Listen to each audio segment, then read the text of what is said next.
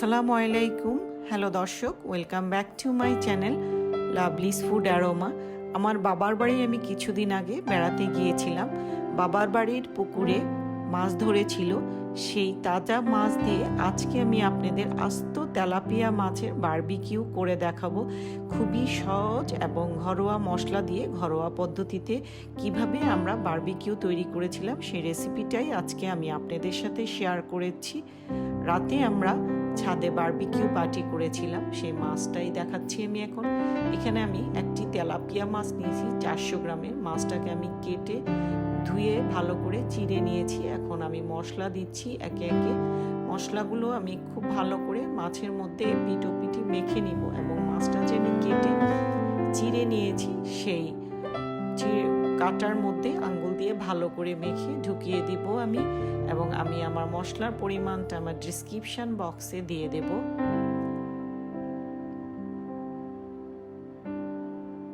অনেকেই মাছের সাথে আদা রসুন খেতে পছন্দ করে না, কিন্তু বারবিকিউ মাছের সাথে যদি আমরা আদা রসুন দিই অল্প, তাহলে খেতে খুবই টেস্ট হয় এবং টেস্টটা বেড়ে যায়। ভালো করে মেখে নিচ্ছি মশলাগুলোকে, মাছের এপিট ওপিট ভালো করে, এবং যে ছুরি দিয়ে কেটে নিয়েছি চিড়ে নিয়েছি সেই ভিতরে আঙ্গুল দিয়ে এভাবে ঢুকিয়ে ঢুকিয়ে দেব মশলাগুলো, যে এভাবে।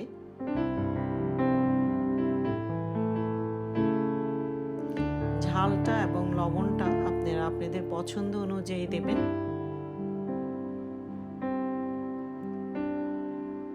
খুব ভালো করে মেরিনেট করে নিচ্ছি এবং 1 ঘন্টার জন্য আমি মাছটা মেরিনেট করে রেখে দেব।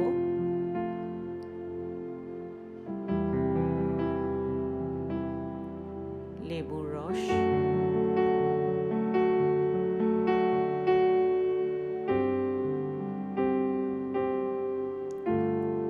খুবই সুস্বাদু একটা রেসিপি।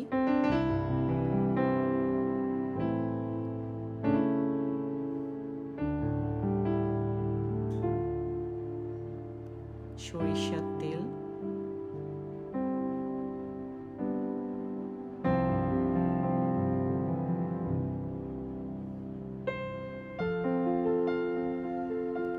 ভালো করে মশলাটা মেখে নিতে হবে। আমি অনেকগুলো মাছই করেছি, কিন্তু আমি একটা খুব ভালো করে আপনাদেরকে দেখিয়ে দিচ্ছি এবং বাকিগুলো আমি মেখে রাখছি।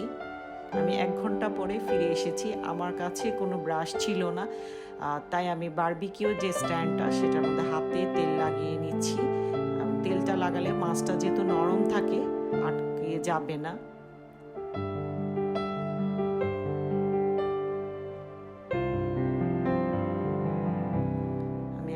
পরে ফিরে এসেছি, তেলটা লাগিয়ে দিয়েছি। এখন আমি যে বারবিকিউ স্ট্যান্ড সেটার মধ্যে মাছটা নিয়ে নিয়েছি। আমি আগুনটা কয়লা দিয়ে আগেই জ্বালিয়ে রেখেছিলাম, সেখানে এখন আমি মাছটা পুড়ে আপনাদেরকে বারবিকিউ করে দেখাচ্ছি।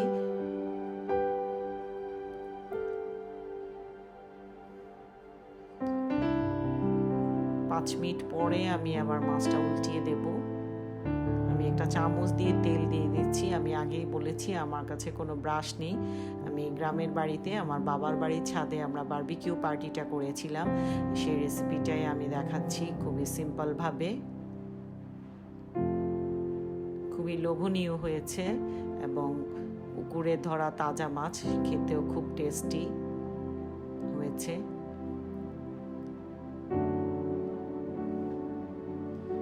আমি আশা করি আমার রেসিপিটি নিশ্চয়ই আপনাদের কাছে ভালো লেগেছে। আমার রেসিপিটি ভালো লাগলে আমার চ্যানেলটি সাবস্ক্রাইব করবেন, শেয়ার করবেন, আপনাদের ফ্রেন্ডস এবং ফ্যামিলির সাথে শেয়ার করবেন। আজকের মতো বিদায় নিচ্ছি। আল্লাহ হাফেজ।